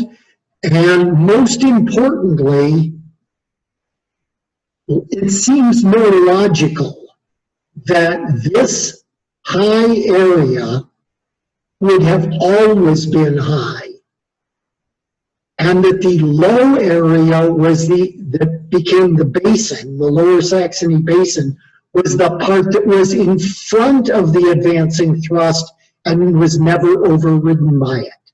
By doing that, you remove the need to make it subside as fast, because you don't need a basin to put the Triassic. In fact, during Triassic time, instead of deposition, you have very slow, gradual erosion of the remaining mountains. Today, this location is at 23 meters above sea level. It is not in the mountains in any sense. So it's completely consistent with this picture. Now, to test this hypothesis quantitatively, we had some temperature data. Unfortunately, the well was drilled 60 years ago before there were any modern correction methods. But they did report both the uncorrected temperatures, shown as empty green circles, and their efforts at correcting, which are far too weak. They just bumped the temperatures up by a few degrees and never explained why they did it. And the solid green circles are my corrections of the uncorrected data using a modern correction algorithm. I can fit those data beautifully using a basal heat flow of 58 milliwatts. There's nothing magic about that number, but it just shows the temperature data describe a very nice trend that can be easily fit. So I think we've got really good temperature data here, and I think we know the present day temperature profile quite well. When I try to model the vitrinite reflectance using this thermal history with a constant basal heat flow through time of 58 milliwatts, it's fine right up at the top of the Carboniferous with about 2,000 meters of erosion. But as we move down, the calculated maturity is too low. We need higher maturity, which means higher heat flow, hotter temperatures. So our model is not bad, but it's not quite right yet. To improve this fit, we're going to have to rotate this trend line counterclockwise. And rotating it is going to require a higher heat flow, specifically at the time of maximum burial, which is when this maturation probably occurred. How can I justify a higher heat flow in the past? Well, if you look in the literature, sometimes you get a gift. And what I discovered was an article discussing volcanic rocks of latest Carboniferous to early Permian age, exactly when we reached maximum burial depth. Here is our Münsterland 1 well, and here is the distribution of volcanic rocks. And this is probably a minimum. They may exist beyond this limit, but they're quite close to this, close enough that I feel very comfortable in saying there was probably at the end of in the very late Paleozoic, a major thermal event that was related to volcanism of some sort. And so I put in a simple and non-unique solution that fits CRO data, but is also compatible with the regional geology, which is we had this background heat flow decreasing through time to 58 milliwatts today, but it was interrupted by a period of volcanism during the late Carboniferous to Permian. And by trial and error, I just pushed that up until I got a good fit. It's not perfect in age or duration.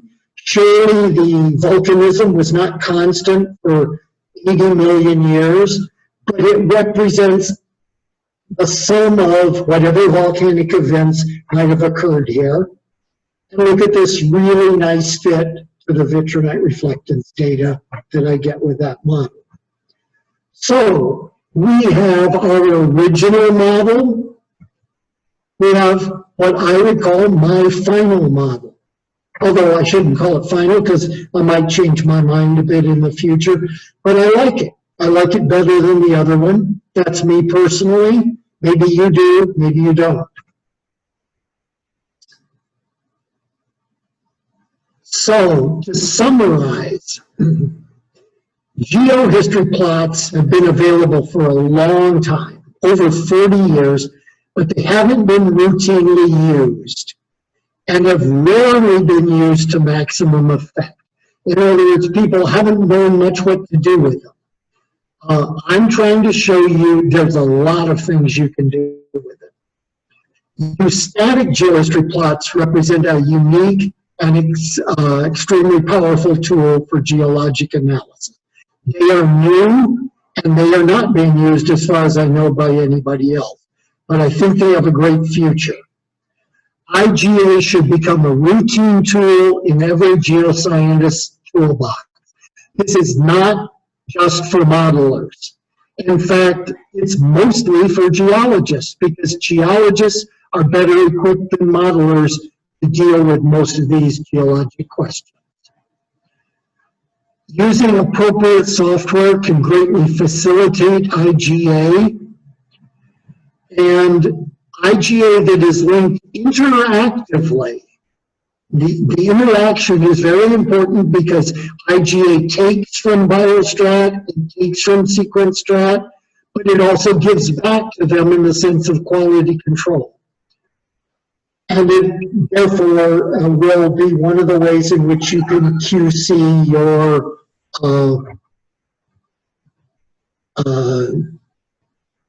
modeling work. Okay, I have one more slide here, and then I have another very small philosophical section that will take 5 minutes. I like to use this quote: "Oil is found in the minds of men and women." Basically what it says, new ideas are essential if you want to have a future in exploration. If you want to do same old, your life is going to be boring, and eventually there won't be a place for you. But there's always a place for new ideas.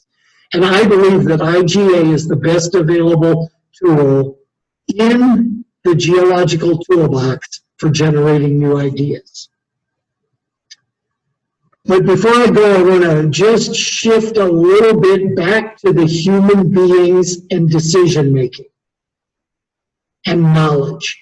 I want to express my thanks to Daniel Kahneman and Amos Tversky, who are behavioral psychologists engaged in studying decision making and how we know and process information. This is very important for understanding how narratives work, the role they play, and how to make them better and more effective. And to Steven Pinker, who's a cognitive psychologist, for writing many books, including ones about how the brain works. These people have affected my understanding and my philosophy very, very strongly and deserve a lot of credit. In fact, Daniel Kahneman's book, he was a Nobel Prize winner in economics as a psychologist.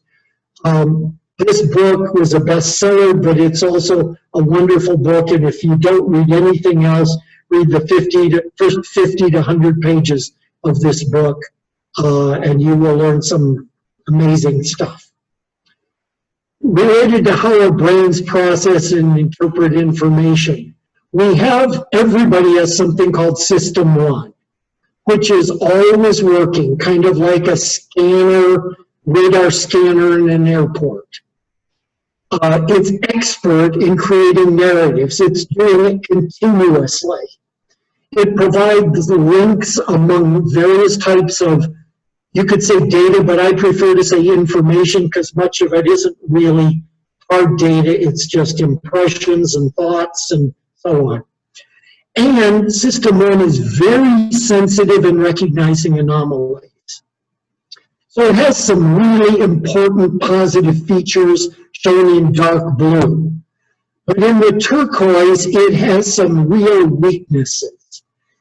It is and was during the evolution of human beings over 500 million years, the foundation for primitive, that means life or death, decision making. Do I run? Do I fight?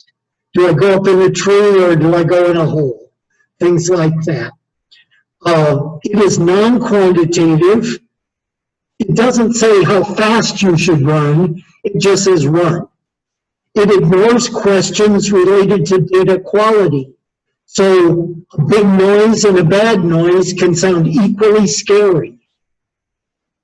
And one may mean something very different than the other. It doesn't ever ask questions of whether this piece of information should be included or not.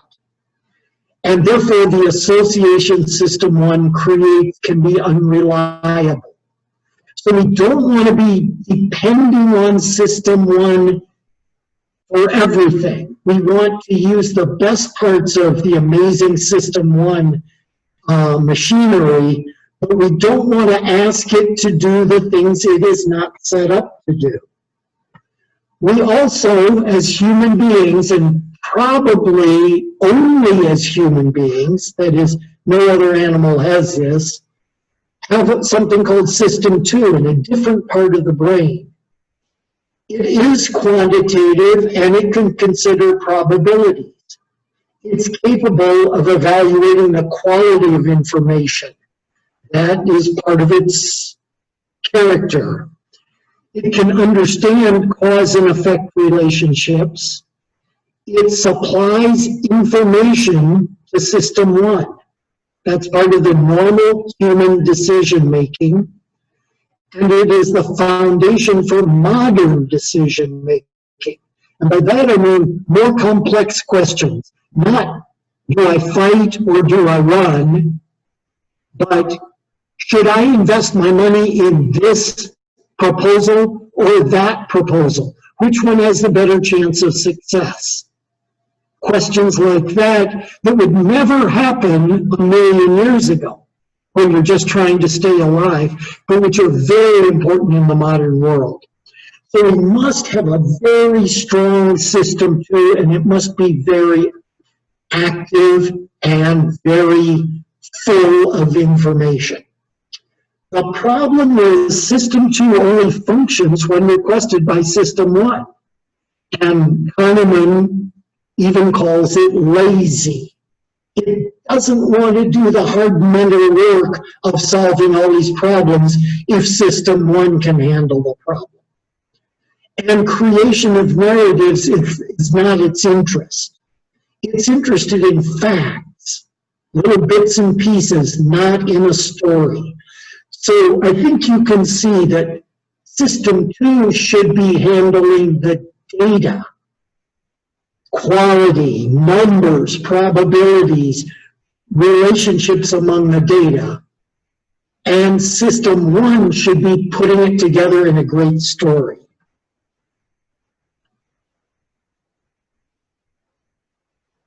So my solution is, and this is something I like to do in my work, and I like to pass on to people who are thinking about things like IGA, is that System 2 should focus on creating better units or building blocks that will then be passed on to System 1 to create the narratives. Let System 2 do all the interpretation of those, pass them on to System 1, and let System 1 tell the story.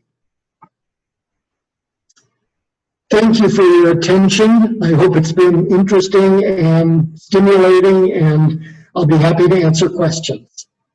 Thank you, Doc, for your very, very interesting presentations. I think we can move to the question. Is it okay? Yes, sure. Okay, the first question from Mr. Andi Mardianza. You can turn on your audio. Okay, hello. Yeah, we can hear you very clear. Thank you. Hello, Waples. Yeah. Hello. My name is Andi. I'm geoscientist at PT Pertamina IP.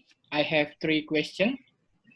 The first, how to build correlation between subsidence rate value and tectonic event? Is there any range for subsidence rate for certain tectonic event? And do you have burial history standard as analog or guidance to interpret tectonic event history from our burial history? The second is when you started the presentation in the early, you saw burial history. At the Middle Jurassic Age, burial history saw uplifting event, but paleobathymetry existed. It means that there is depositional event. My question is, what kind of event that could rise the burial curve? And the last is about the sea level change. I agree with you that the sea level changes through geological time. How to consider sea level value to reconstruct paleobathymetry in our burial history? In my opinion, there is a possibility that by adding the sea level value to paleobathymetry value could change the bathymetry level. For example, if we put sea level 100 meters, we can move inner neritic to middle neritic. Okay, thank you very much. Okay, well, let me start with our third question, just because I remember it a little better. First of all, you need to have a sea level curve, a eustatic sea level curve, either one that you get from software like NOVA, or something that your company uses, or something that you find published somewhere. So you need a sea level curve, and they're not going to all be exactly the same, that's for sure. So that's one thing. Now, another thing is sea level curves only tell you what is happening with sea level. They don't tell you directly about water depth. The water depth will vary from location to location.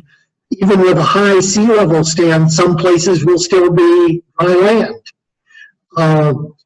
So the water depth is hard to predict. That's why we tend to look for information from sedimentology and biostratigraphy that will help tell us whether it's interneritic or outer-neritic or that sort of thing. So I use generally a combination of whatever is available.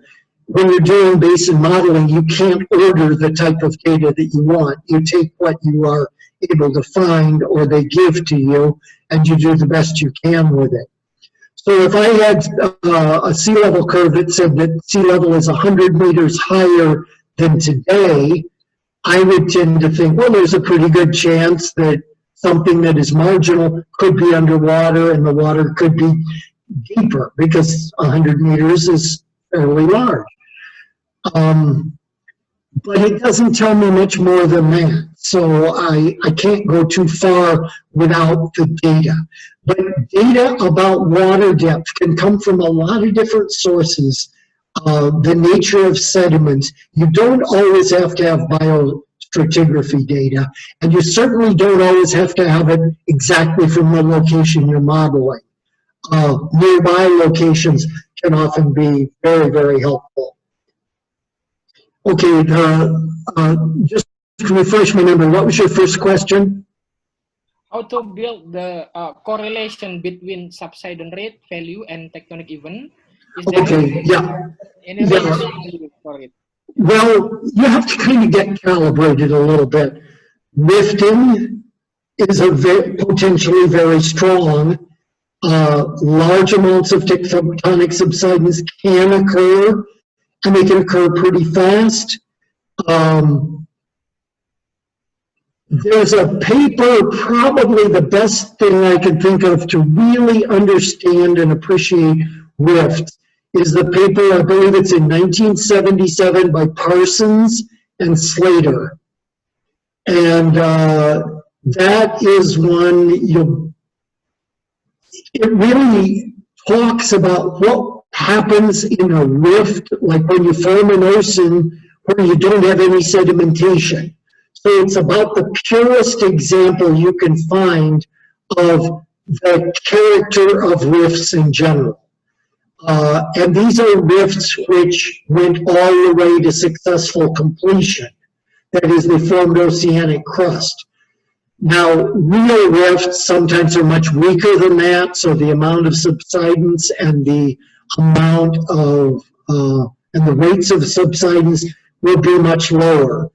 If you can get calibrated to an extreme case, like formation of the Atlantic Ocean, or the Pacific Ocean, or any place that has oceanic crust, then you'll have a pretty good sense for how to scale down to other rifts that aren't as successful or complete.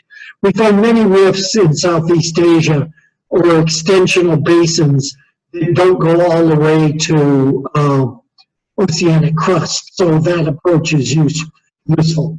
More than that, I can't really give you a lot of guidelines, but the Parsons and Slater paper would be very useful. And if you write me an email or something, I can send you a reference to it. All right. Thank you, Waples. Okay, and what was the second question?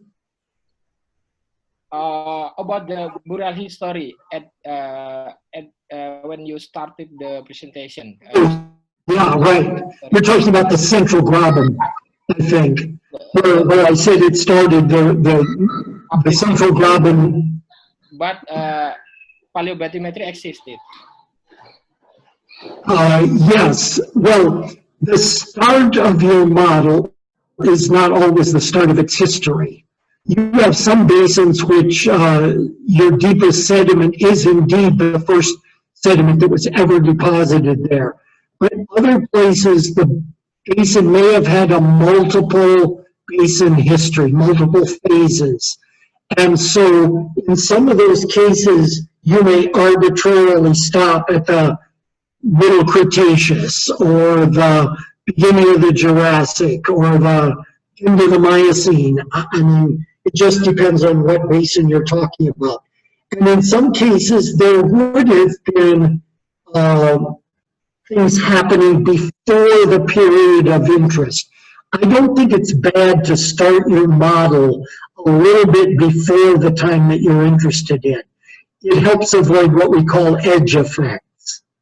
so you already have it in a context, if you can. There's no hard and fast rule about this, and certainly not everything starts out on dry land. Some basins form in marine settings.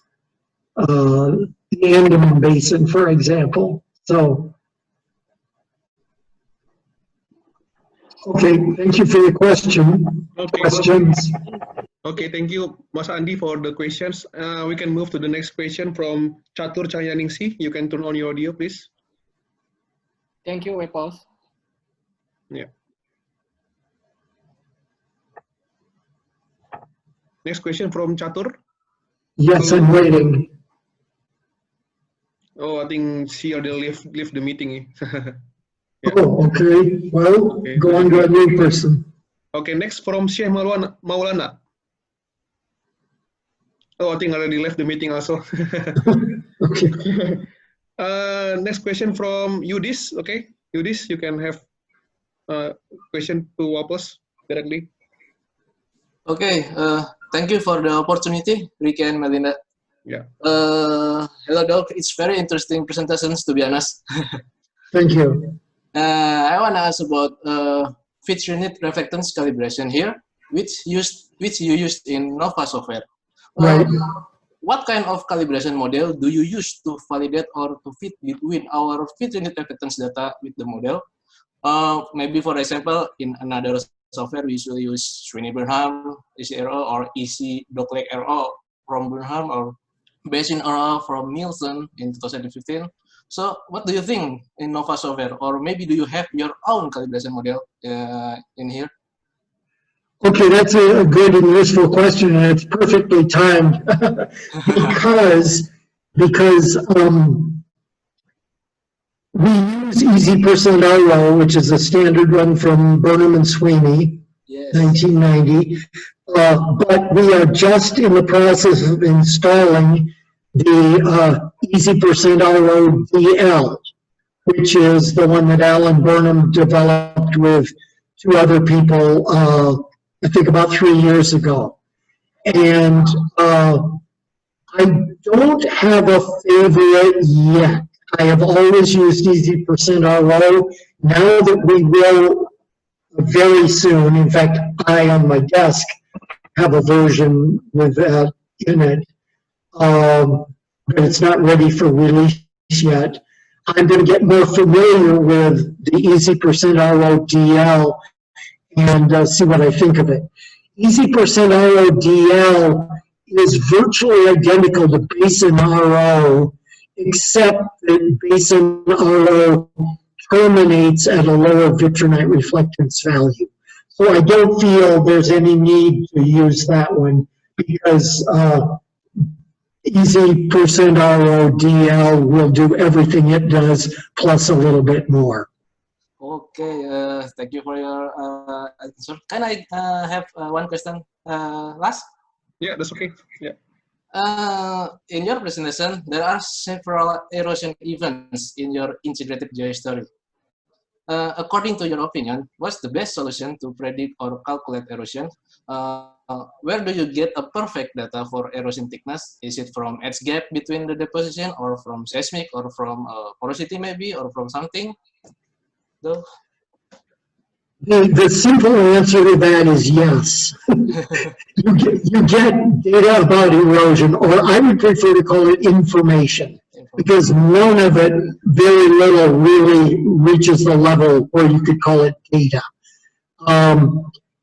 You can get it from a lot of places. You can get it from nearby wells where the formation was preserved.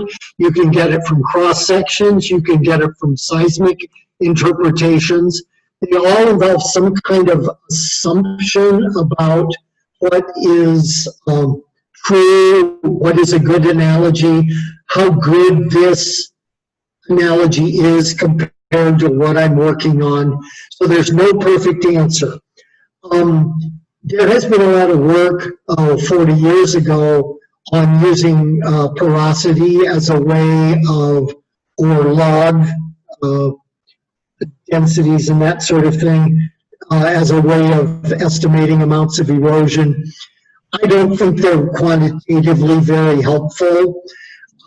Things like vitrolite reflectance can certainly help. So can things, other thermal indicators like fission track. A lot of different things can play roles. I don't want to say that there's one magic bullet because they all have problems. Some have very serious limitations. For example, fission track really isn't any good at all for small erosional events because it requires a large amount of cooling, equivalent to at least 500 meters of erosion. So you just do the best you can. And I don't say I'm going to use this and not use that. If I have both kinds of data, I'm going to use both kinds of data. Okay, thank you for your answer. Go. And I think the best thing is when you propose some erosion, look at it in terms of rates. If I say I've got 500 meters of erosion first, I must deposit 500 meters of extra sediment. So when did that happen, and am I happy with the rate? And then I've got to erode it. How much time do I have available? What is my erosion mechanism? How happy am I with that possibility? Everything has to fit together. You have to say, okay, I eroded this amount. It's a very soft rock, so erosion should be fast. There are strong erosional forces occurring here because it's not lithified, because it's very wet, because the mountains are high. All of those would be good justifications for rapid erosion. I don't want to go out on the craton of an old Precambrian system and start proposing erosion rates of 200 meters per million years. That is not going to happen. It's more like 2 meters per million years, or maybe less. So you have to look at the situation and find something that seems reasonable, because in the end, it's part of your story. And somebody is always going to find the weak part of your story and start asking you questions about it. So you want to do as well as you can at thinking about all the things that could be affected by this decision. If I put in a number of 500 versus 1,000, what does it do to this concept, that number, and so on, until you find something that you're willing to really say, I believe this. Okay, thank you for your answer. Go. Okay. Okay, thank you, Yudis. And then we have the last question from Pak Ekonur. Okay. Yeah. Thank you, sir, for opportunities. I just want to ask, from your, based on your experience and opinion, what is the location, the most challenging location that you have been that you has explored and more attractive, get more attractive result, and the most challenging for you, sir? The most challenging location for me? Yeah.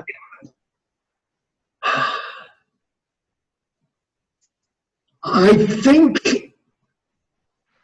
for a number of reasons, areas with thrust faults are very difficult. Part of it is a software problem. Part of it is a data problem because you have to reconstruct the history of movement. And much of that depends upon things that don't have too much to do with basin modeling, although some of it, basin modeling can interact, especially with things like fission track data, interactively to work on problems like that. But I think thrusted areas are the most difficult, most challenging. Other than that, I think unconformities that are very large, where you've got a lot of time missing and when there was probably a lot of erosion, are very challenging because when you have a lot of time, you have a lot of possibilities. that could have happened. There could be many events hidden inside long unconformities. And you will never know for sure, but if you think about them hard, maybe you can come up with some creative reconstructions that will be better than anything anyone has proposed before.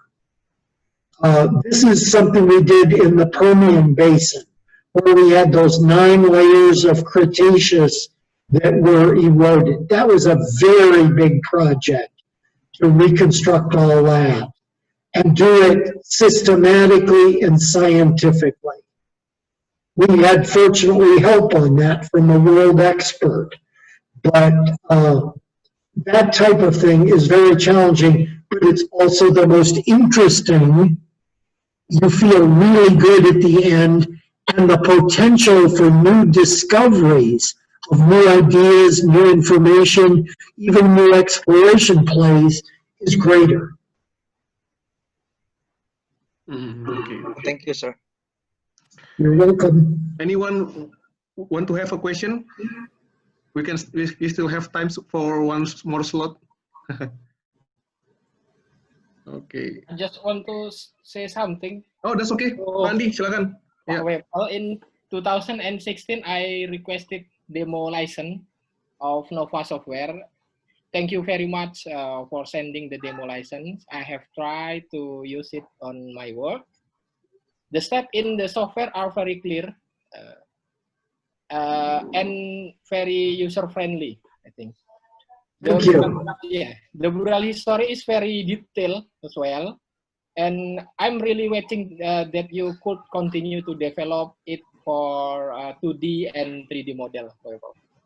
Well, I'm afraid I'm too old to do that. I'm not going to go further with it. I'm happy with the 1D. I dedicated my career to working on 1D. But what I think is that most of the important questions can be worked out in 1D, and then you can build 2D or 3D models in existing software and get the benefits of NOVA and real IGA work by focusing first on the 1D and making it a high priority. Right now, many modelers do not understand that if they don't really work hard on the 1D and build the best models, their 2D and 3D will be inferior. And so they make mistakes by thinking 1D is too easy, too simple, too old. In fact, it is where most of the learning goes and where most of the new ideas are going to come from. Okay, Doc. I think that will end our discussions. I think we will close the Thank you. Thank you for the opportunity. Thank you for your time. This is the second time FOSI have you in this FOSI talk, and we are very, very honored to have you. You have a very excellent and very clear presentations as always. So thank you very much for your time. On behalf of FOSI, I would like to thank you. If you want to share something for the next FOSI talk, I will very welcome. And then okay, we'll see. And then, as I said before, I will share this record into the YouTube video. I will let you know better. Yeah. Yes, please do. Thank you very much. Thank you very much, Doc. And then Melinda, you have something to add? No, maybe for me, just thanking you advance, Douglas. See you again in another occasion. And thank you very much for all participants. For Douglas Waples, have a good rest. Late night already. Thank you so much for sharing in FOSI. Okay, thank you for the opportunity.